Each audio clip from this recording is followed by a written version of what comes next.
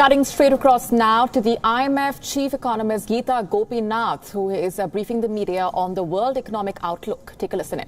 Poor are also getting poorer, with up to 90 million people expected to fall into extreme poverty just this year. The ascent out of this calamitous great lockdown is likely to be long, uneven, and highly uncertain. It is therefore essential that fiscal and monetary policy support are not prematurely withdrawn as best possible. In our latest World Economic Outlook, we continue to project a deep recession in 2020.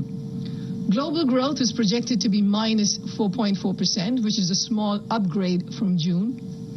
This upgrade owes to somewhat less dire outcomes in the second quarter, as well as signs of a stronger recovery in the third quarter, offset partially by downgrades in some emerging and developing economies.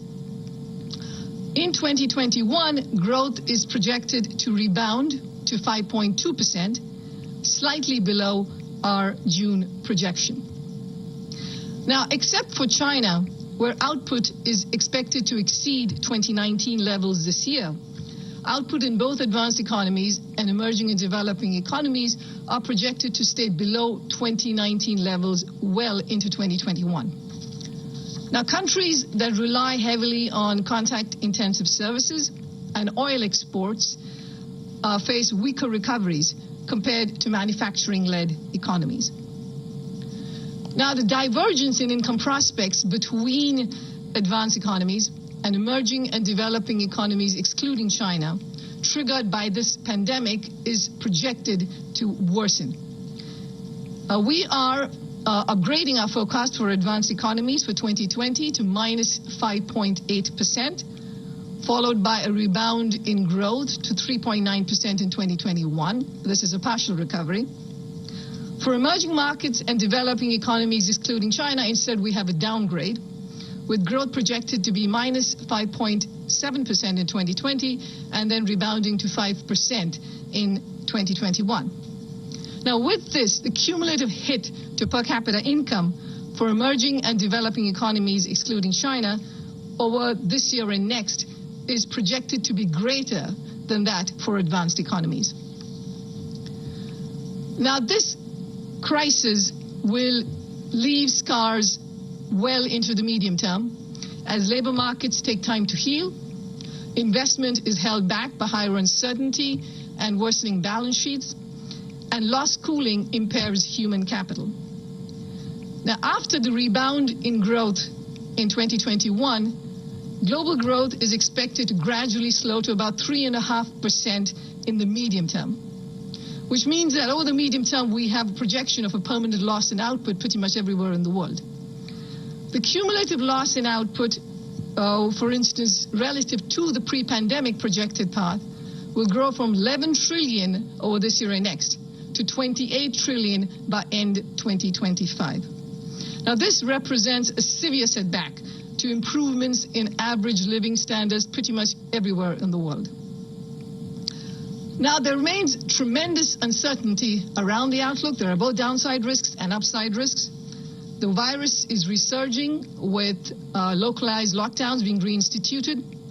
Now, if this worsens and prospects for treatments and vaccines deteriorate, the toll on economic activity would be severe and likely amplified by severe financial market turmoil. Now, growing restrictions on trade and investment and rising geopolitical uncertainty could harm the recovery. Now, on the upside, faster and better news on treatments and vaccines or further policy stimulus can significantly improve the outlook. Now, considerable policy support has already been put in, fiscal support of up to 12 trillion, many actions by central banks around the world, and that has helped to save lives and livelihoods and prevented a financial catastrophe. However, there is still much that needs to be done to ensure a sustained recovery. First, greater international collaboration is needed to end this health crisis. Tremendous progress is being made in developing tests, treatments, and vaccines, but only if countries work closely together will there be enough production and widespread distribution to every part of the world to end this pandemic. Now, we estimate that if medical solutions can be made available faster and more widely relative to our current baseline, it could lead to a cumulative increase in global income of almost $9 trillion by end 2025, benefiting all economies and reducing divergence. Second, to the extent possible, policies must focus aggressively on limiting persistent economic damage from this crisis. Governments should continue to provide income support to households and work to preventing rising bankruptcies and job destruction through supporting vulnerable but viable firms. Now, over time, as the recovery strengthens, policies should shift to facilitating a reallocation of resources towards sectors that are growing, like e-commerce, away from sectors that are shrinking.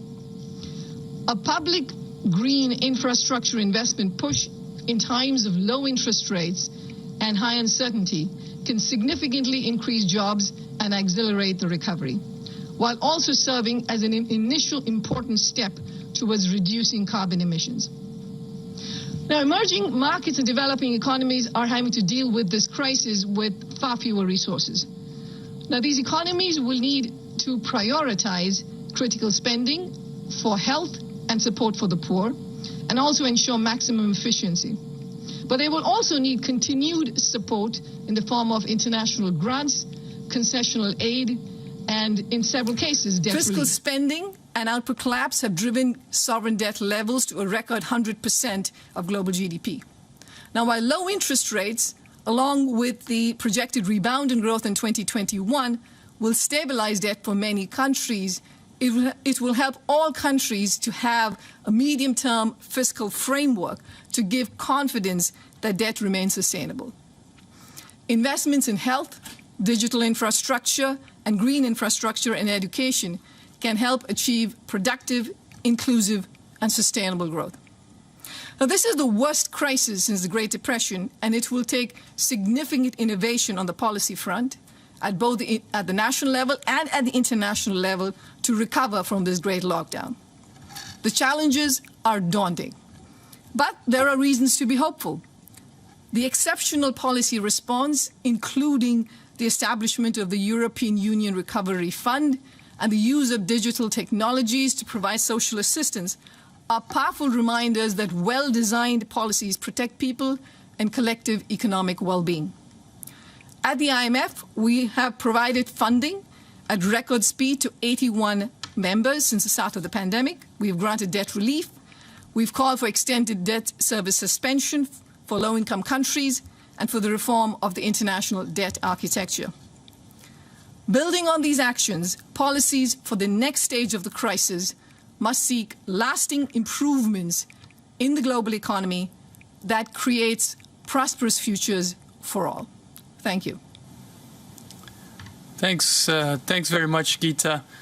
We're going to now turn to your questions.